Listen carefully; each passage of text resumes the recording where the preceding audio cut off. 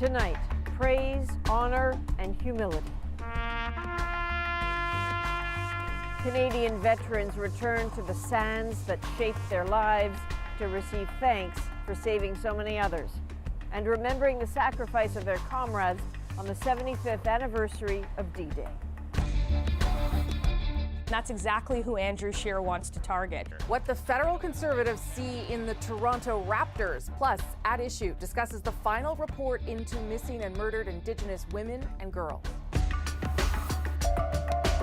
Lowry diving into the seats. And the courtside shove that's taken center stage at the NBA Finals. Plus, Raptors fans bring their enthusiasm to Oakland. This is The National.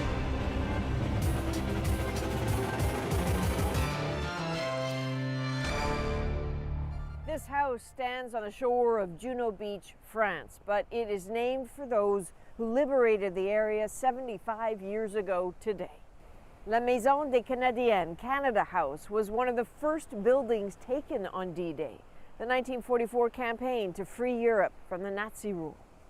And that is where we are tonight, just one of the places where the sacrifice of those soldiers was venerated on this day, a day when, incredibly, some of those who charged onto this beach as young, scared men were able to return. Where in war, they tried so hard not to be seen, not to be targets, today they were openly recognized. On these Normandy beaches, several ceremonies today. At Juno Beach, one Canadian and one international. On Omaha Beach, an American one. At all of them, courage was praised, and the 4,400 Allied lives lost on D-Day were honored. For those who survived and were here again, one message. Our debt to you is everlasting. We know what we owe to you veterans, our freedom. On behalf of my nation, I just want to say thank you.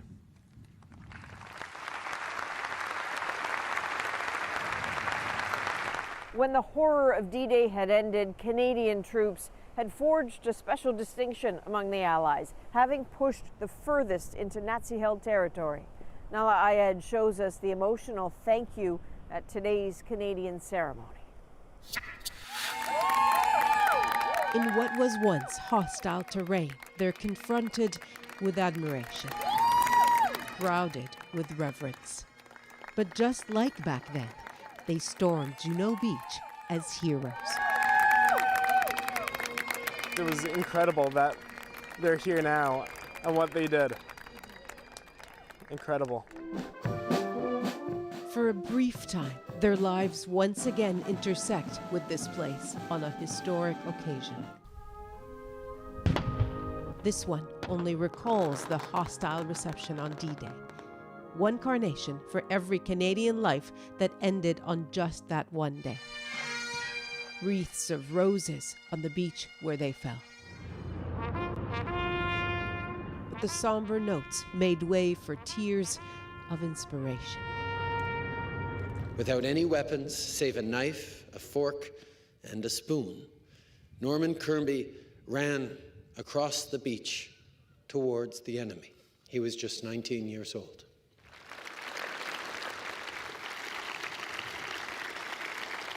What is the message you want people to take away from this ceremony today on the 75th? Just that they remember what we did and don't goof up, and so we have to do it again. Even this long afterwards, it's hard to forget what it was like. The guns were always there, boom, boom, boom. Bill Anderson helped fight the war, then later tell Canadians about it. And Matthew Holton, veteran correspondent. By guiding reporters through battlefields where he also lost friends. When you're 21 and invincible, your best friend shouldn't be killed. Not fair. And yet, on his first trip back since, he's relished every moment. You could be as sad as you wanted, but you could also be uplifted. It was a magnificent spectacle. D-Day changed history. This, likely the last time it's marked with those who lived it. 5 years from now, I'm 98. You think I'd be alive? No. And if I am, I won't be able to walk around like I am. So I think it's my last kick of the cat. They did make the most of yet another journey of a lifetime. Nala Ayed, CBC News, Juno Beach, France. So you saw Prime Minister Justin Trudeau speaking with the soldiers. I sat down with him just after that to get his reflections on this day.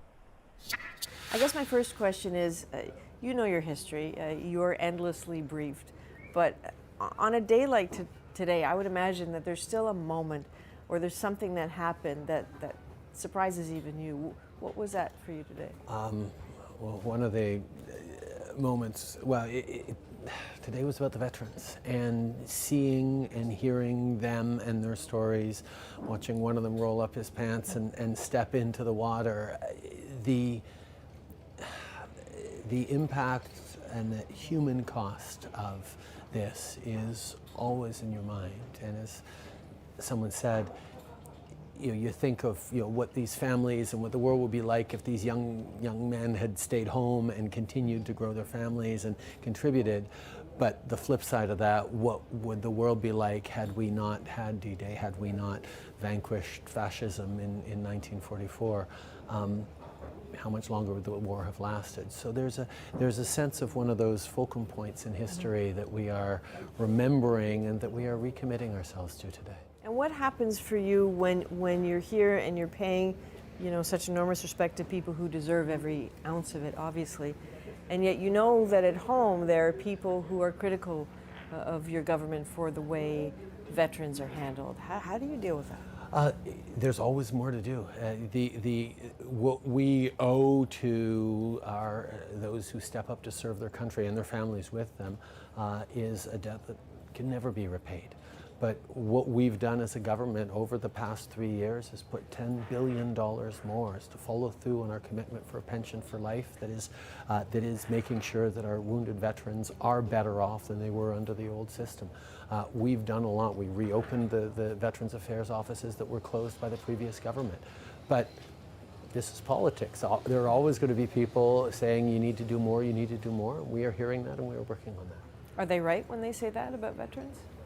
They are right that when they say we always need to do more for our veterans, yes, but they're also right, all the people who recognize that this government has done far more than any previous government for our veterans. My last question, when you were down on the beach with the veterans and it was sort of that lovely chaotic scene, I think all of us watching sort of wanted to lean in and get a microphone a little bit closer. What were they saying to you? It was a tremendous sense of pride for most of them to be able to be here on this day, to be able to represent their comrades in arms who either fell that day or have fallen since. But that sense of accomplishment, that sense of having worked hard to create a better world, and that sense of passing the torch along to the next generations to keep up the fight that they led so valorously. Is that what they were saying to you? Because their arms, there was a lot of animated talk going on. Some of them remember me as a child and remembered meeting my father, and there was a lot of personal connections there as well. But the message was really one of being grateful to be here and grateful for all that we've been able to build as a country and hopeful about the future. Well, this is certainly a place in a country that's grateful for Canada. Thank you very much. Thank you. There were D-Day ceremonies across Canada today as well, including a special event in Halifax. For tens of thousands of troops, that was the departure point for Europe, a threshold between home and the battlefield. Have a look at some of that scene today. Combat boots, coined the Boots of Remembrance, have been making their way across the country, representing the hundreds of thousands of Canadian troops who headed here to Halifax to then set sail for the front lines in Europe. A visual reminder of all those who traded in their civilian shoes for military combat boots. We have several veterans of that storied campaign joining us here today. It was impossible to imagine the chaos, the destruction, the horror of what happened on that day. When you come from a country like Canada, where war does not exist. When you grow up like me in a country where war does not exist, it's unfathomable. We have a duty to remember. We are not done remembering what Canadians and the Allies did here. Later, a woman who put her life on the line behind enemy lines, days before the first Allied boots hit the beach. She learned how to make bombs. She learned how to blow up bridges. She learned how to do silent killing. She did 4 practice jumps, and then the final one was the parachuting into France. This British-Canadian spy's life of danger, daring, and love. We'll be back from Canada House with that story a little later on The National. Until then, it's back to you, Ian. Thanks, Adrian. Well, right across this country, many people today talking about Game 3 of the NBA Finals. The Toronto Raptors win, of course, over the Golden State Warriors, but also that incident involving Kyle Lowry and a high-profile spectator that crossed the line. CBC Sports reporter Devin Haru has the latest. Here's what happened last night in Oakland. In the fourth quarter, Kyle Lowry dove for the ball and landed in the first row. That prompted this shove and Lowry's heated reaction in the moment on the court and then later off it. I'm trying to help my team get a possession, and it just sucks, man. It just sucks that you got people like that. But I think, you have to give Kyle a lot of credit in the way he handled it. Today, we found out who shoved Lowry. No ordinary courtside fan, but 59-year-old Mark Stevens, a part owner of the Warriors. The reaction has been swift. First, the Warriors apologized in a statement. Then the NBA fined Stevens $500,000 and banned him from attending games for a year. But Warriors star Steph Curry says, don't judge the whole franchise. And I know Mark is apologetic and whatnot, but we'll handle that situation. In a statement tonight, Mark Stevens said, what I did was wrong and there is no excuse for it. Mr. Lowry deserves better, and I have reached out today in an attempt to directly apologize to him. I fully accept the punishment administered by the NBA and the Warriors. Earlier today, Lowry had this to say about Stevens. I don't know him. I don't care to know him. He showed his true colors at the time, and, you show what you're really about at that time in that moment. It could all become a distraction, but just 2 wins away from a title. Lowry and the Raptors can't afford that. Game 4 goes Friday night at Oracle Arena. Mark Stevens won't be there to see it. Devin Haru, CBC News, Oakland. Now, however the incident plays out, it can't take away from the excitement of the Raptors' spectacular run. Canadian fans are in the Bay Area in force, and even without a Jurassic Park, they are finding each other and they are making noise. Our Greg Ross shares some of their energy tonight.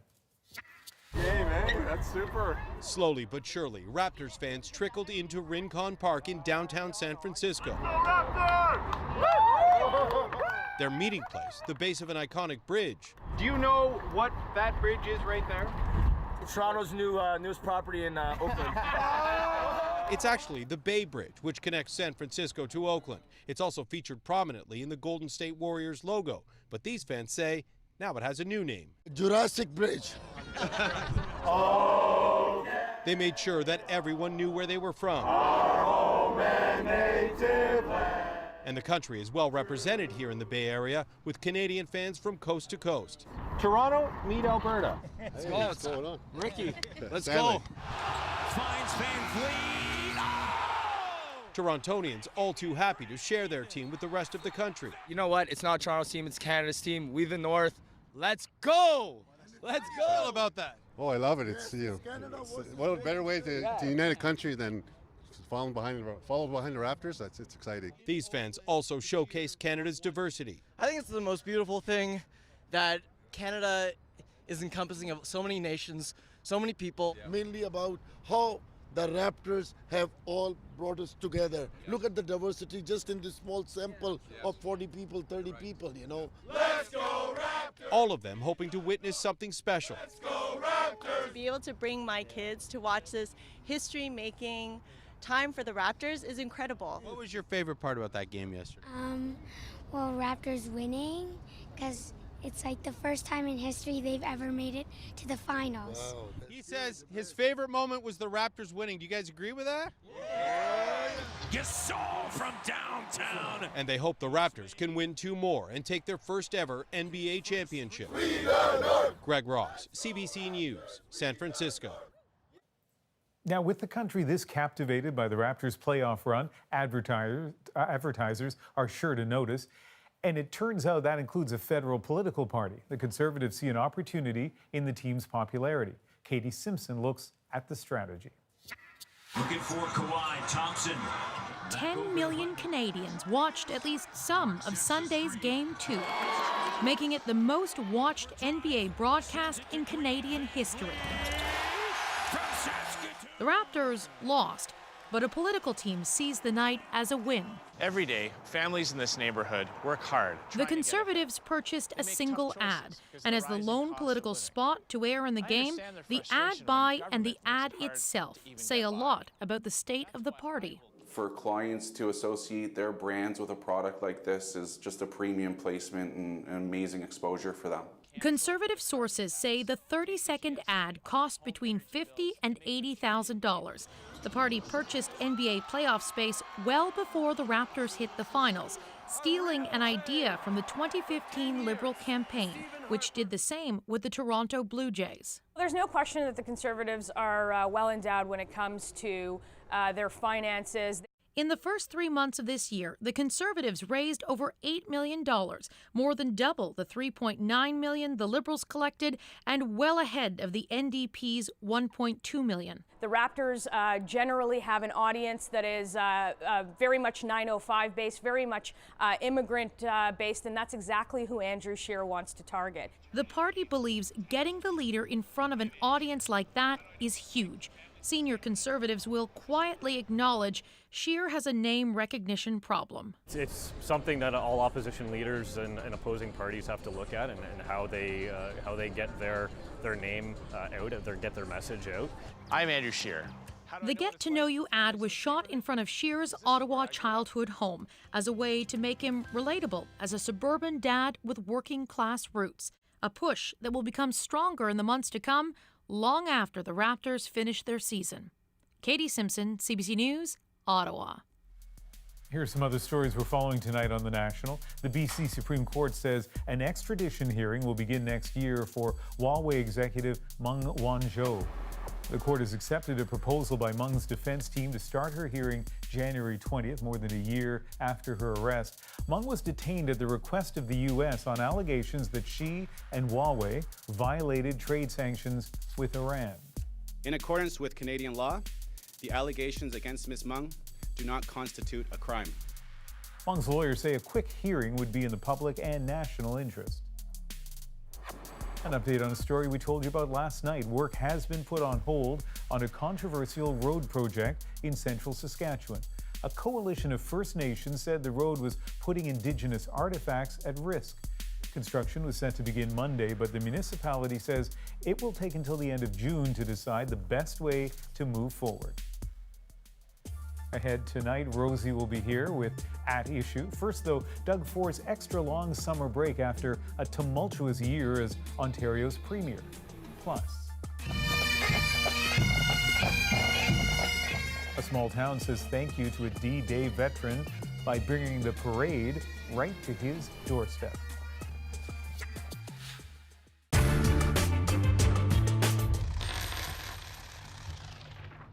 An estimated $700 million of suspected dirty money poured into BC casinos between 2010 and 2017. Bags and bags of suspicious cash flowing through the system. Ignored warnings of horrendous money laundering. How was this allowed to happen? Our investigation began in 2004. A lawsuit between BC's Great Canadian Casinos and a Texas company reveals allegations of loan sharking in BC casinos. We've been advised from our bosses that it's not really our business to stick our nose in the business of the loan sharks, that we're there to just watch the games. CBC initiates a Freedom of Information request for BC gaming documents. They took 4 years to obtain. The documents reveal a troubling pattern of suspicious transactions. The suspicion is that gangsters are using the casinos to launder the proceeds of crime. CBC launches an undercover investigation. Why don't you guys count the cash? And successfully uses money laundering techniques to launder $24,000. Yeah, no problem. How is it that the media, in their own investigation over 4 years, were able to expose this when successive ministers knew nothing about it? A man walks into a casino with $1.2 million in chips. He asks for and receives a letter saying the money is casino winnings. 2 days earlier, at a different casino, a man had brought in $460,000 in 20s. Casino staff don't flag the transactions as suspicious. In the months that follow, massive amounts of suspicious transactions occur. The casino industry in general was targeted during that time period for what may well be some very sophisticated money laundering activities by organized crime. How can you be certain that they're not laundering drug money? Well, you'll never know 100% all the time. There's certainly the checks and balances in place, and I'm satisfied that we're doing as good a job as anybody else. Dollar figures for suspicious transactions continue to rise dramatically. They haven't done, I think, any meaningful changes since that time, and that shows by the FOI results that CBC has obtained.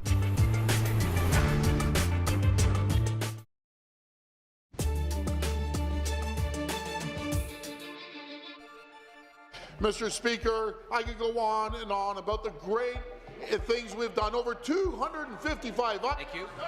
Thank you. Thank you. Ontario Premier Doug Ford on the eve of the first anniversary of his electoral victory, giving the provincial legislature an extended break, 5 months off until the week after the federal election. Not everyone would agree with Ford's assessment of his first year, and now there are questions about the reason for that extended break. Chris Glover takes a closer look.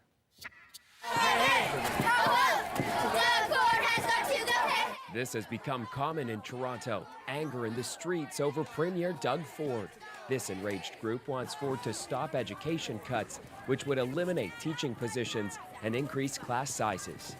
He's still most popular outside the big city. Well, let's give him more time and power. 1 year is not enough. But even that support is cracking. Isabel Hayes gives Ford a failing grade. He interfered with education as soon as he started. And while he still certainly has support in this small town, I'd rather see the cuts than the bankruptcy.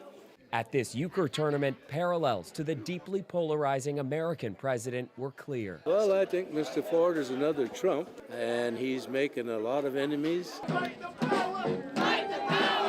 There have been several unpopular decisions, turning back the clock on sex education and cutting the number of Toronto City Councillors in half.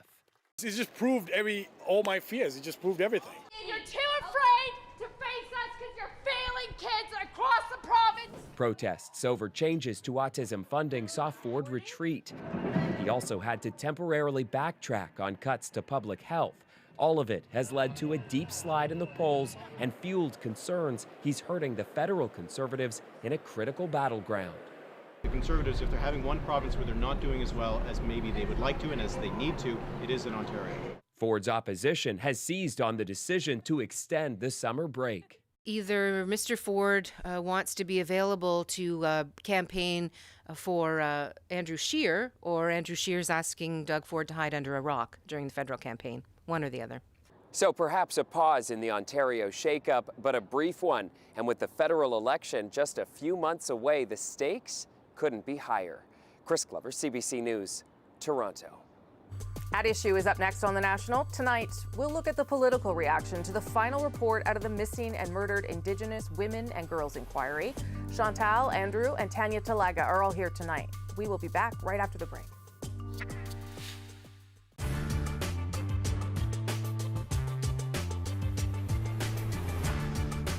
have tickets for the late show? Yeah. How did you get the tickets? My grandfather. Your grandmother approve of the Beatles? Yeah, she's a real good egg. I think they're grand. Marvelous, marvelous, marvelous. Why do you say that, girl? Oh, yeah, nice, clean boys. They're decent, clean boys. Everything you want them in this country. Look at the graduates calling them. Which is your favorite, sweetheart? Starting with you. Paul McCartney. You want to marry Paul when you grow up? Yeah. You would like to marry Paul, wouldn't Yes, you? sir. You think there's any chance of that? No. Yeah. How about you, dear? Ringo Which is Starr. Why is he your favorite? The doll. All right. Well, how about you, sweetheart? Who's your favorite? Paul. Why? Because he's cute. How about you, sweetheart? Who's your favorite? George. All right. What happens to you girls when you see the Beatles? Nothing. You know, Harry. You just go hairy. You're hairy already. Do you have any boyfriends, kid? Yeah, they don't like this either. Boyfriends don't like the Beatles? Right. No. And why don't your boyfriends like the Beatles? They're jealous. I don't like the Beatles. You get somebody like Peter, Paul, and Mary, now they have style. I hate the Beatles. No, they are folk singers. There's nothing to the thing Beatles. they sing is just... There's nothing to it. Beatles are bad news. You expect this affection for the Beatles to last forever, dear? No, for another 6 months. No. Yeah. No. At least. At least, yeah. And then, are you going to find somebody else No, afterwards, dear? no. We'll always be true fans. Oh. Can you give me your name, sir? Yes, Jack Poslands. And are you a Beatle fan, Mr. Poslands? I like the Beatles, yes. Who's your favorite Beatle, Mr. Poslands?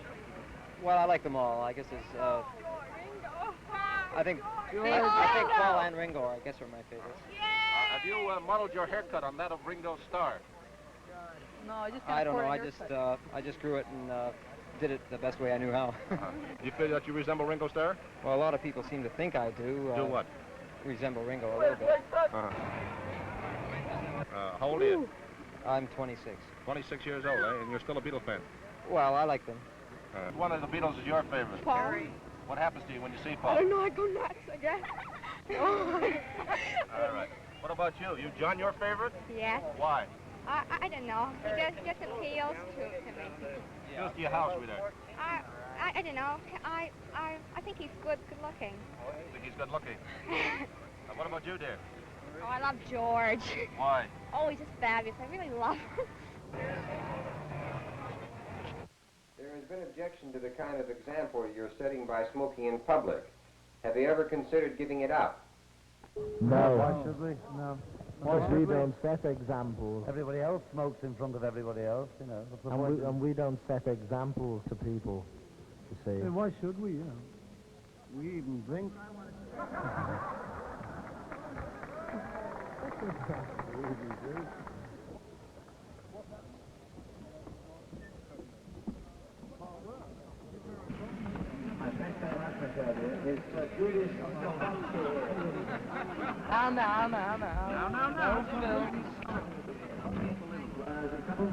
All right, can you girls tell me how much trouble have you gone to see the Beatles here in Toronto? Plenty. Yeah. Just I hope start they've something? been appreciative. I Yeah. doubt that. I doubt it. So who's appreciative? I know Paul is, because he always waves with everybody, but the others ignore you.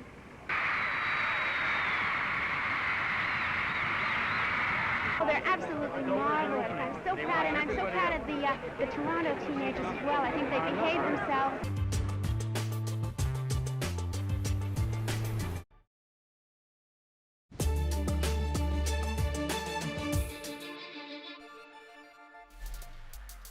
Nigel Farage's Brexit party has failed to win its first seat in the British Parliament less than 3 months after the party was formed. It was riding a wave of success following the recent European elections. The Labour Party retained the seat. Indigenous peoples are disproportionately impacted by the toxic byproducts, the hazardous substances and wastes. A UN envoy says Canada has to do a better job protecting Indigenous people from toxic chemicals and hazardous waste. The envoy visiting a number of communities, including the Grassy Narrows First Nation. It has been struggling with the long-term effects of mercury dumped in its river 50 years ago.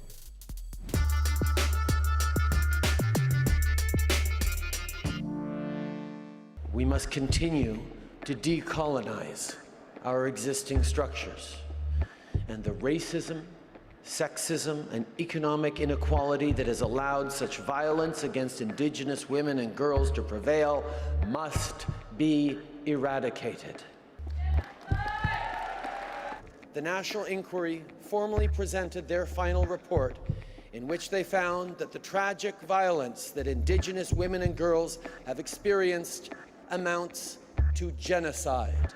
We accept their findings, including that what happened amounts to genocide. The Prime Minister carefully choosing his words after the final report into the inquiry for missing and murdered Indigenous women and girls was delivered earlier this week, saying he accepted the findings of the report, including the word genocide, but he didn't go so far as to say the government agreed with that conclusion. So why is that? At Issue is here to dig into the politics around the report. Chantal Hébert is in Montreal, Andrew Coyne is in Toronto, and Tanya Talaga is also in Toronto tonight and joins us for the first time. Nice to see everybody. Let's start with the Prime Minister's response. I wonder what difference would it have made to the notion that this is genocide, as the inquiry puts forth, if the Prime Minister had owned that word himself. What difference would that have made politically, do you think, Chantal? I'm not sure, but I think the fear on the part of the government, and not only the government, the word genocide did not resonate in question period, even from the NDP benches, as far as I could tell, was that there was pushback as soon as the word was out, and a lot of the pushback came from people who are otherwise not the usual suspects in questioning every move that the government makes on the front of Indigenous reconciliation. So I think the Justice Minister summed it up best, David Lametti, when he said that the government did not want this to become a debate over whether it's genocide or not, in a way that takes away from everything else that is in the report. And the Prime Minister said that too, that his focus now, he wants to shift to doing the things in the report. But Andrew, what was your reaction when you heard that very careful language, also always in the past tense? I noticed, that we recognize that it was genocide as opposed to it is, which I think is what the inquiry was pushing. Yeah, and the inquiry was careful to define it in a term in a way that is different from, I think, the commonly understood definition of the term. It's by its nature an extremely inflammatory term. It may have a lot of justice behind it, but you can understand why anybody in elected politics would be careful around that word. They'd be careful because it has some legal and international implications. They'd be careful because they're trying, I think, to build consensus around action on this. And the broadest possible consensus is not necessarily going to be found around that word. I think you will find consensus around people saying we have to act. We are implicated as a society in the state of Indigenous women and the terrible things that have happened to them. So I think everybody on all sides is trying to find a way where we can actually get forward and make action on this. It may have had the service of kind of rubbing our noses as a society in what has happened, but I think at this point we want to get beyond debates about words and into actual actions. What do you think, Tanya? Do you think that the debate around the word is useful, or that, as the Prime Minister has suggested, we need to move on to something else? It took a long time for the Prime Minister to say the word. It took about, oh my goodness, it took 8 hours, and it took 24 hours for him to say it with a little bit more conviction. But you know what? We need to get Canadians to say the word too. This is something that we have to teach Canadians, because we can't say this as if it's something that happened in the past. It's actually still going on right now. We're still seeing so many of our women dying. We're still seeing so many of our children taken away by children's aid societies. We're still seeing all of the same problems, like lack of housing, lack of clean water. All of these things amount to what we've seen in this country, which has been a genocide. Are you or any of you worried about the fact that we are 5 months from an election, and that 231 calls to action have been, calls to justice have been made? Some things have already been started with this government, but some are brand new. Some are new ideas. And is there concern that this is one of those reports, in spite, again, what the Prime Minister said, this isn't going to collect dust, we're going to move forward? The reality is there's an election, and we may end up with a different government, and I wonder what happens to this report in the next 6 months even, Chantal. I believe every party in the House of Commons wants to do better on this file. I am not convinced that with the same degree of political will. As we speak in the Senate, Conservative senators are using every trick in the book to prevent a vote on a bill that would align or say that we should align our laws with the United Nations Declaration on Indigenous People. So that doesn't kind of scream political will on the side of the Conservatives. No, regardless of the outcome of the election, I have never seen a commission of any kind come up with any number of recommendations, and those recommendations being treated as they were tables brought down from the mountain. I expect any government to pick and choose. Sure. Not all the recommendations are addressed to the federal government. But bottom line, yes, I do believe that the parties in the House of Commons, there is not a I don't want to do anything party among the parties on the ballot. Andrew, what do you think that there is enough political will writ large to do at least some of what is there, if not all? Yes, and I agree with Chantal that as with any commission of inquiry, any set of recommendations, they deserve careful scrutiny. And not all of them are going to be well considered, not all of them are going to be affordable, not all of them are going to be beneficial. There's lots of sensible stuff in there, but it wasn't handed down to us by God. So I hope that there will be a proper procedure. I hope we don't do either rushing into doing all of these things just because we want to show that we care, and I hope we don't just let it sit on a shelf either. So you want the middle path there. Tanya. Well, I think that Marion Buller and the commissioners have done an incredible job, and I think that there are things we could do right now before the election comes, because we don't know what's going to happen with the election. And so right now there are things we could do right away. You know, why not get an ombudsperson right now? Why not start a task force on the women that we have lost, a new police task force looking at that? Why not take a harder look at the justice system? You know, but there are incremental things we can do right now, and there's no excuse for not doing those as we work on a greater plan. I still think this country is still digesting the TRC Commission's calls to action. There are so many in there. Many of what we're seeing with the calls to justice with this report, they mirror those. You know, this also mirrors what we've seen at the CHRT with Cindy Blackstock, you know, the calls for equity in our society. The time is now, and we need a national plan to work on that. And so I think that we could get started on that plan. You know, let's build the basics now, and then let the election come. It was, not that I've read all of it, because it's a very big report, but the parts that I've read, they're difficult to read, you know, for Canadians. It is difficult to sort of digest that. And I wonder if that makes it a more politically sensitive issue, if that makes it harder to talk about. Maybe it doesn't matter that it's hard to talk about, but I wonder if it makes it politically more difficult. I don't believe that for 1 second, that reality in a report should make it more difficult to implement. There are two different things. One of the reports that was the hardest to read and that was mostly implemented dealt with the situation of women in Kingston, in jails in Kingston. Yeah. That wasn't pleasant to read. That is the point of having commissions. They're not there to make you feel good. And they shouldn't exist if they're not dealing with an issue. Yeah. So I don't think that makes it difficult.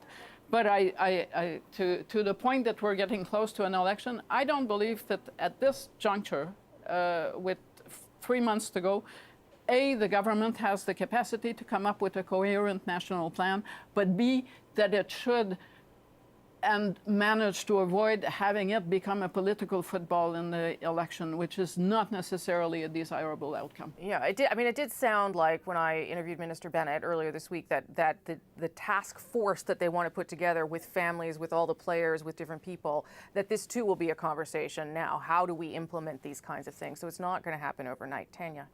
No, it's not, but let's get started on the work now. You know, we've been waiting for over 150 years in this country to achieve some resemblance of equity. So why are we going to wait even longer? I think that we need to move forward. And as with, you know, when we're talking about genocide, this is not something that's come out of the blue. This is something that Indigenous people have been talking about for quite a long time, you know, and the TRC also brought this up 4 years ago, actually almost to the day of the release of the National Inquiry's report. They called it cultural genocide, but the commissioners chose this time around just to say genocide. They called it like it is. And, you know, it's an uncomfortable truth, and we all have to we have to deal with this in order to move forward as a nation. Could it be part of an election conversation, Andrew? Not whether it should be, but could it be? Because maybe it's not something that everyone wants to sit around debating during an election, because it is difficult. And because it's rife with capacity for misunderstanding, for high expectations that get disappointed, for people to be attributing bad faith to each other.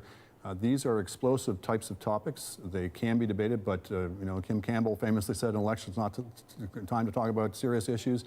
I don't generally subscribe to that, but this kind of issue I think we want to be really, really careful around, especially in the fevered atmosphere of an election campaign. Okay, well, this was a good place to have a good conversation about it, so we're beginning there. Thank you all very much, appreciate it. Before we go, be sure to subscribe to At Issue, the podcast, for extra content. This week, we're going to talk about the Justice Committee's vote to remove one Conservative MP's controversial remarks entirely from the record. Look for it on iTunes, any major podcast app, our website, cbcnews.ca/The National. We'll be back after the break from Juno Beach with the story of a Canadian couple and their secret mission behind enemy lines in the days before D-Day. Because we knew that the Allies had landed, we had a lot more confidence to do what we had to do. It was open warfare, and we managed to do quite a lot of damage.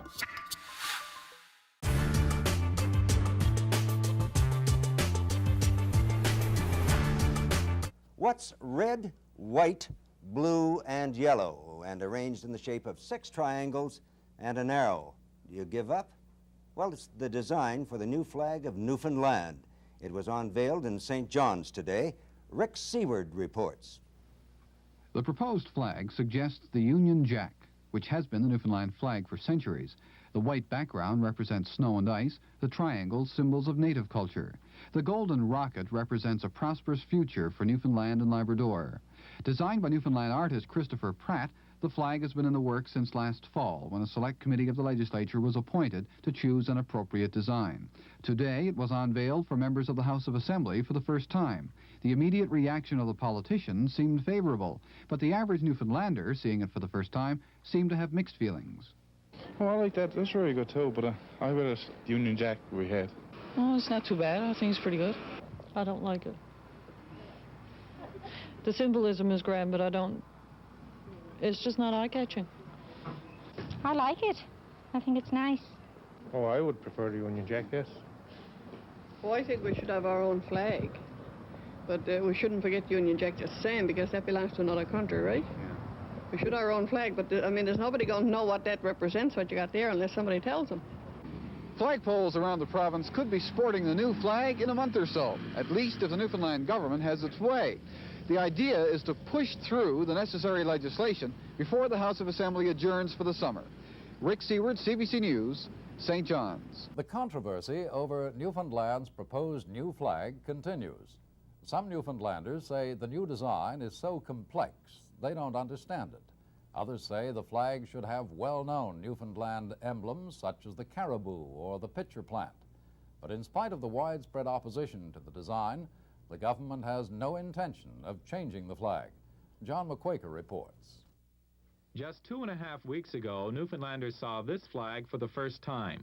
Artist Christopher Pratt designed it after being asked to by a legislative committee. Since then, the outcry has been loud. Some say keep the Union Jack. Others just don't like Pratt's design.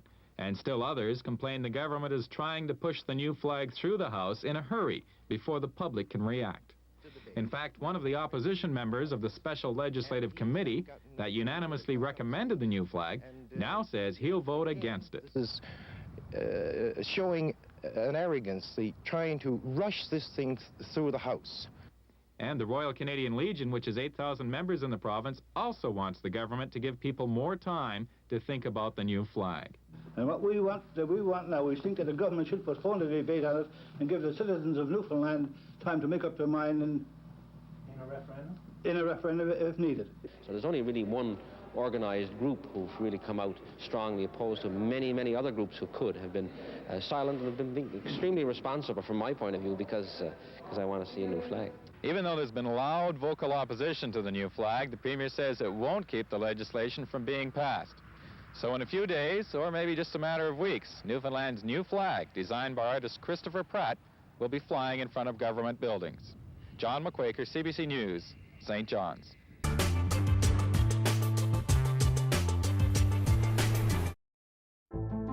I'm Jamie Poisson. Tomorrow morning on Front Burner, as UK PM Theresa May steps down as Tory leader, I speak with the CBC's Margaret Evans about what's at stake for the party, Brexit, and the United Kingdom. You can download Front Burner wherever you get your podcasts.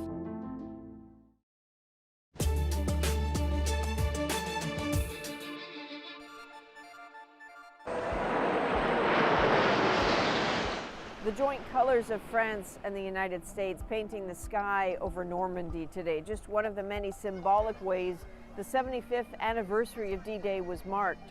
With them, some very personal thanks from leaders and citizens alike to the dozens of D-Day veterans who are here. Among the Allied forces on D-Day were the paratroopers, dropped from the skies behind enemy lines, but they were not the first. Days before June 6th, a smaller group had jumped onto French soil. Nala Ayed looks at one extraordinary woman on a crucial mission. In those moments suspended between sky and war, even in such numbers and mixed in with the courage, there would have been moments of private anguish and countless lumps in the throat. So imagine taking the same leap days, even months earlier, with just one or two others behind enemy lines.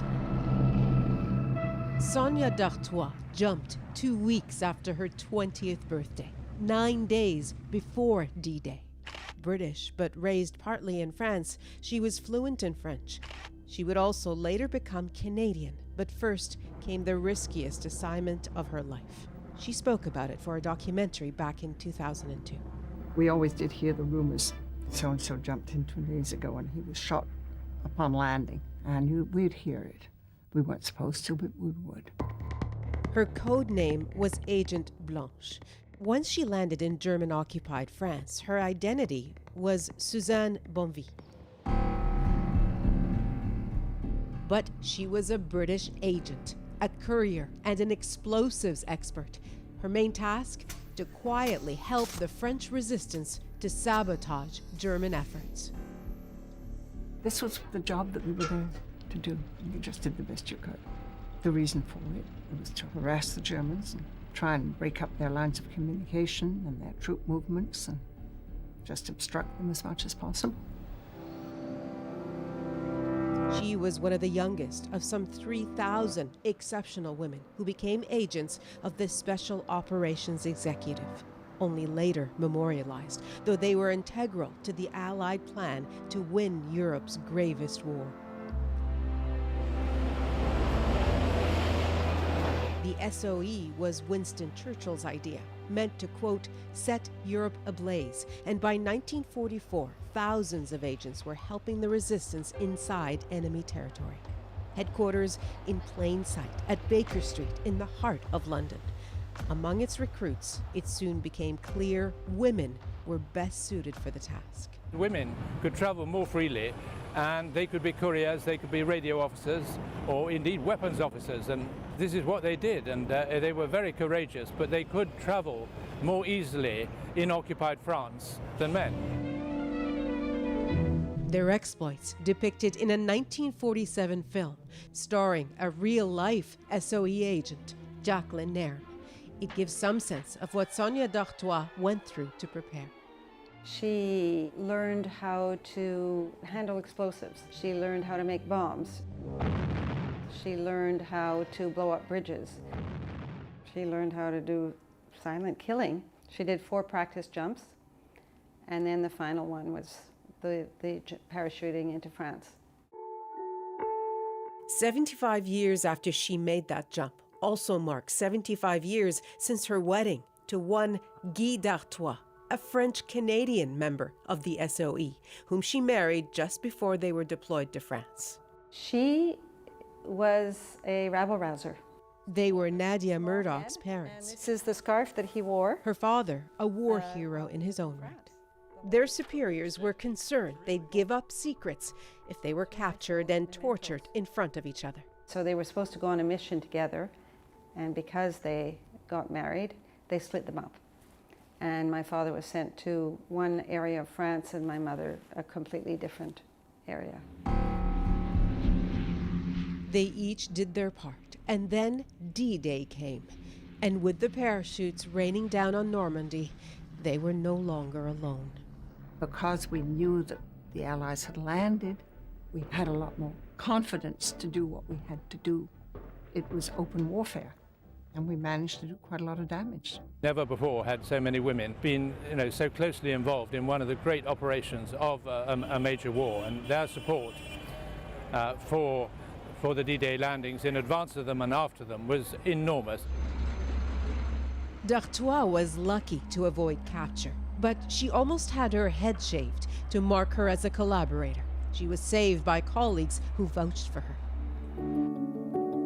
After the war, she moved to Canada with her husband, raised a family, preferring to stay out of the limelight. I've never seen it. That was taken right after. Yet 75 years later, back in France, she is front and center. The devil may hair streak in her veins. That secret life now shared with all those who've come to remember. To see all this now, for her daughter, just overwhelming. It's very moving, it's very touching, and it's, we all feel so much pride, and it's emotional. It's a big moment for all of us. Yeah. Sonia D'Artois, the daring, gutsy agent that her family only knew as a loving mother and grandmother. Very humble and just soft and gentle. And I think that's really beautiful to be able to be both, to be very strong and very brave. But I think the most brave thing is to be able to be gentle and soft. I do think it's important to make the journey and to respect the past and the sacrifices of the past.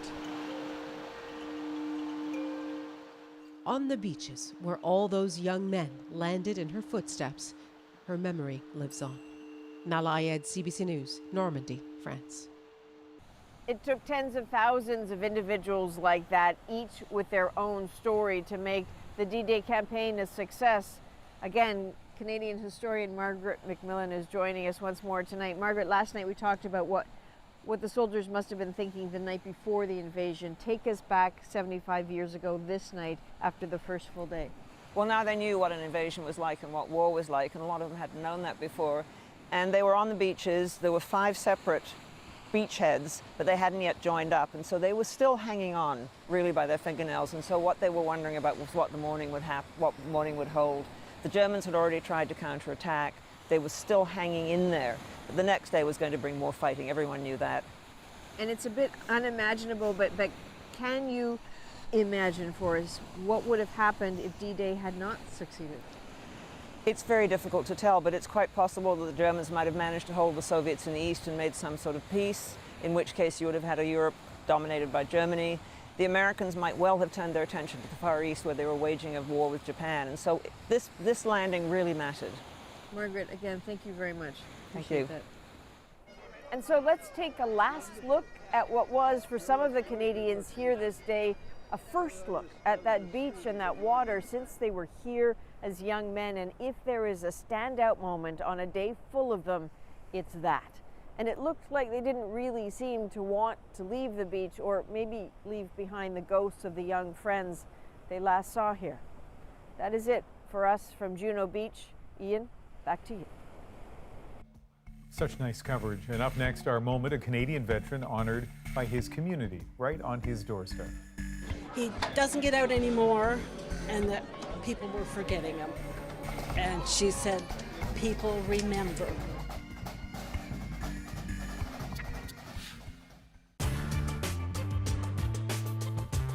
Tonight, Front Page Challenge welcomes the outspoken Negro leader, Malcolm X. Sir, what's the real reason why you two men split? Is it merely ideological, or is it personality? What else? Probably personality. It was not the statement that originally was given by the movement when we split. More personality than anything else. You've called people like Martin Luther King, who just got a Nobel Peace Prize, an Uncle Tom. Is this correct, first? Well, I'd rather say that in the States, there's a law that has recently been passed, or a decision handed down by the court, wherein if you call someone an Uncle Tom, they can sue you for libel. Well, so I never refer to them as Uncle Toms. I would say that Uncle Martin is my friend.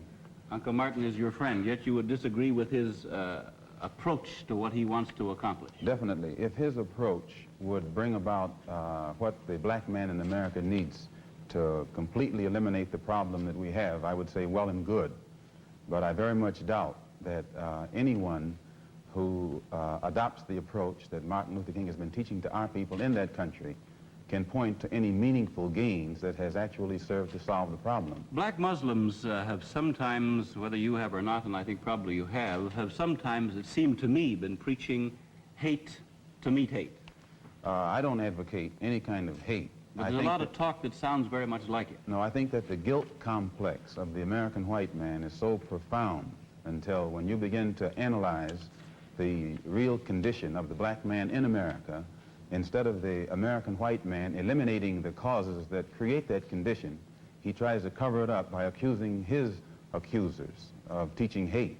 But actually, they're just exposing him for being responsible for what exists. Well, that's something of an argument, but I've heard speeches made by some of the people of your group. I think I've heard you make speeches. It seemed to me that you were advocating what I would have to describe, I think, as violence to meet the serious injuries that have been done your people, with which I totally agree. I don't call that violence. I don't in any way encourage black people to go out and initiate acts of aggression indiscriminately against whites. But I do believe that the black man in the United States and any human being, anywhere, is well within his right to do whatever is necessary, by any means necessary, to protect his life and property, especially in a country where the federal government itself has proven that it is either unable or unwilling to protect the lives and property of those human beings. Just before Pierre takes it, you've got a pretty good fighter and the world's heavyweight champion lined up with you to help out. Yes, Pierre. Well, Mr. X, if I guess I call you that, is that the proper appellation, yes. Mr. X? I'm wondering if you still believe, as I think you certainly did at the time you were allied to the black Muslim movement, in a segregated black nation in North America. I don't believe in any form of segregation or any form of racism. I'm against any form of segregation and against racism.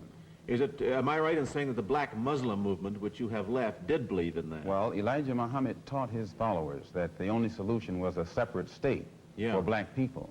And as long as I thought he genuinely believed that himself, I believed in him and believed in his solution.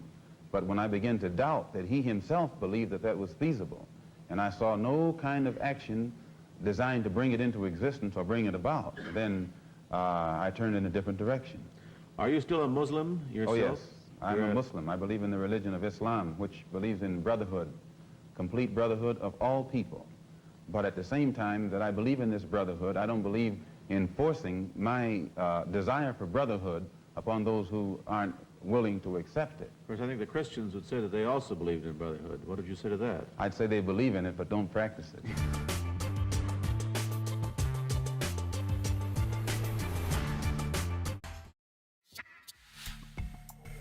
This is Fred Barnard, a veteran who fought in the Second World War. He's now 98 years old. Fred has a hard time getting out of the house these days, so today his community went to him. This small town honoring their local veteran is our moment. Oh, am I? 98. It's overpowering. I knew this was happening because Tish told me ahead of time, but you just figure a few people are going to show up, you know, like neighbors and that. But when I looked out the door, it brought tears to my eyes. It really did. He said to me a number of times over the last few weeks, very humbly, I wonder if people know what I did. I wonder if people will remember. And we took that as an opportunity to say, all right, we need to let you know that people remember and people thank you for what you've done. My dad's still here now. He's 98, and I just thank my lucky stars that he came home and my parents got married. I wondered what could match all the coverage we saw from France, from Adrian, but that certainly does it. He wondered if people remembered, and they certainly do. And it's something I guess we can all do, not just on June 6th in Canada, but as many days following this as we want. That is the national for June 6th, this anniversary of D-Day. Good night.